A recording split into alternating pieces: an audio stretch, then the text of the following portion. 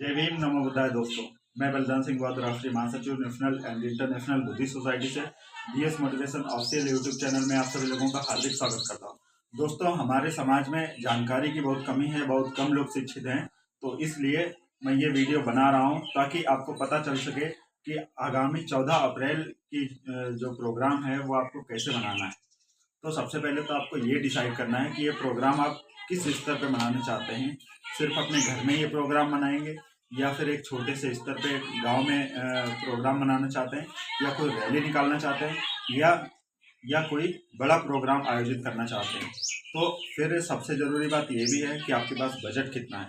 आपके पास अगर बजट नहीं है तो आप घर पे भी ये प्रोग्राम आयोजित कर सकते हैं, और आपके पास बजट है, अगर आप संपन्न व्यक्ति हैं तो बड़े स्तर पे प्रोग्राम कर सकते हैं। और अगर आप बड़े स्तर पे प्रोग्राम करना चाहते हैं और आपके पास बजट नहीं है तो आप सब लोग, जैसे जो भी आपके मोहल्ले के लोग हैं, आपके समाज के लोग हैं, उनसे 100-100 रुपये, 500-500 रुपये, जितनी ज़्यादा आबादी है उसके अनुसार जो आपका टोटल खर्चा आएगा उस खर्चे को कैलकुलेट करके उसके अनुसार उन लोगों से डोनेशन ले लीजिए।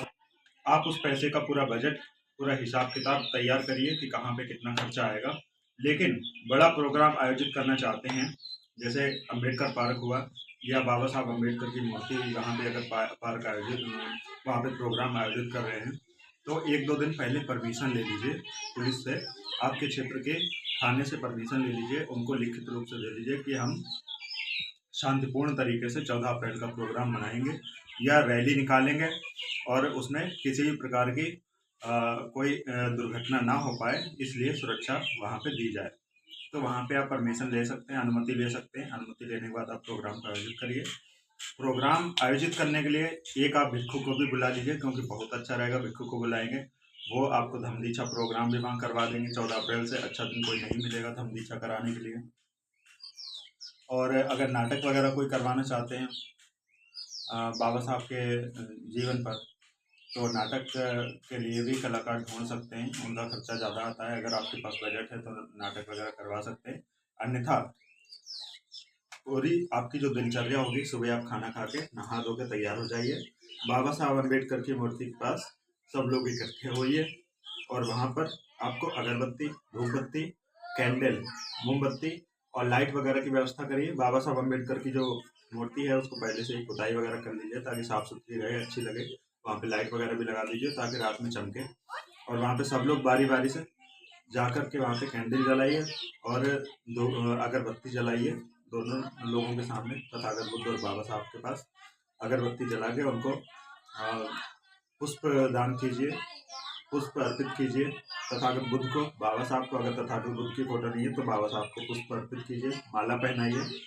और उसके बाद लोगों को इकट्ठा करके लोगों को पहले से ही सूचित कर देना है कि इतने टाइम पे प्रोग्राम होगा। तो उस टाइम पे लोगों को इकट्ठा करके अपने पूरे गांव के, पूरे मोहल्ले के सभी लोगों को इकट्ठा करके वहाँ पर उनको दीक्षा प्रोग्राम करवाइए भिक्षु के माध्यम से। वो भिक्षु वहाँ पे धम्मदेशना भी कर देंगे और त्रिशरण, पंचशील, 22 प्रतिज्ञाएं सबको दे देंगे, और उनका दीक्षा प्रोग्राम हो जाएगा।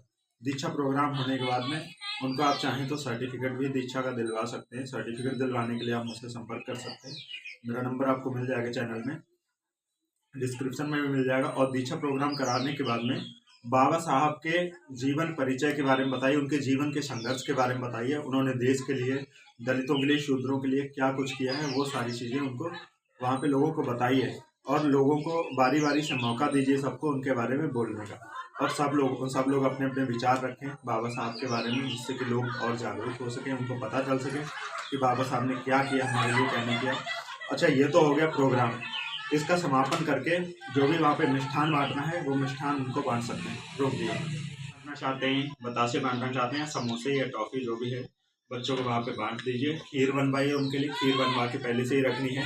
जब प्रोग्राम का समापन हो जाए तो उन सबको खीर खिला दीजिए। उसके बाद प्रोग्राम खत्म होने के बाद अपने अपने घर आइए, और अपने घर में आपको पकवान बनाने, जैसे दीपावली, होली पे सब लोग मनाते हैं, पकवान बनाते हैं, उसी तरह से अपने घर पे आपको एक उत्सव के रूप में इसको मनाना है। इस पर्व को एक उत्सव के रूप में, इस जन्म जयंती को एक उत्सव के रूप में मनाना है। और अच्छे अच्छे पकवान बनाइए, आपस में मिलिए, एक दूसरे से चर्चा कीजिए। बाबा साहब अम्बेडकर की जो लाट है, जो पार्क है, वहाँ पे बैठ के सब लोग डिस्कस कीजिए। और अपने अपने बच्चों को उसके बारे में समझाइए, अम्बेडकर के बारे में, उनके जीवन संघर्ष के बारे में समझाइए। और शाम को जब रात्रि में अपने घर आएंगे तो रात्रि में भी आप लोग बुद्ध वंदना, जो लोग करना चाहते हैं बुद्ध वंदना कर लेंगे। और सब लोगों और जो है अपने अपने घर के बाहर कैंडल जलाएंगे, अपनी छतों पे कैंडल जलाएंगे। जैसे दीपावली में कैंडल जलाई जाती है, लाइटें जलाई जाती हैं, अगर आपके पास लाइटें हैं तो अपने घरों में रात्रि में लाइटें लगाएंगे, जिससे कि जो आस पड़ोस वाले हैं, जो दूसरे जो कास्ट के लोग हैं, जो दूसरे धर्म के लोग हैं, वो लोग देखें कि ये हमारा उत्सव है, अम्बेडकर की जयंती है, और उनको भी पता चले कि हम लोग क्यों मनाते हैं। तो वो लोग भी पूछेंगे कि इतना धूमधाम से क्यों मनाते हैं।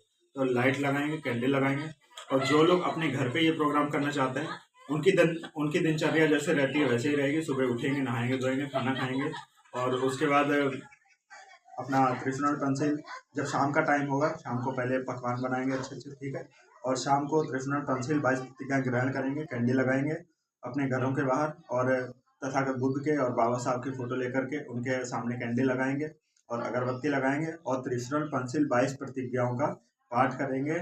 और अपने घर में सभी लोगों को त्रिशुल पेंसिल 22 प्रतिज्ञाएं देंगे, सभी लोगों को कहलवाएंगे, और उनका हिंदी में अर्थ भी समझाएंगे, और बाबा साहब के जीवन संघर्ष के बारे में समझाएंगे कि उन्होंने जीवन में कितना संघर्ष किया है।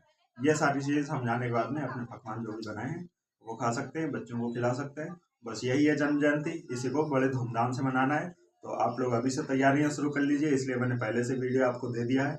इसी प्रकार से आप लोग तैयारियां करिए। और भी कोई आपको प्रॉब्लम अगर आती है किसी मनुवादी के द्वारा, या कोई भी प्रॉब्लम को फेस करना पड़ता है, या कोई जानकारी अगर अधूरी रह गई, कुछ पूछना हो, तो आप मुझे कॉन्टेक्ट कर सकते हैं, ठीक है। मेरा नंबर चैनल में आपको मिल जाएगा। थैंक यू दोस्तों, मुझे लगता है वीडियो आपको समझ में आ गया होगा। चैनल को ज़्यादा से ज़्यादा सब्सक्राइब कर लें।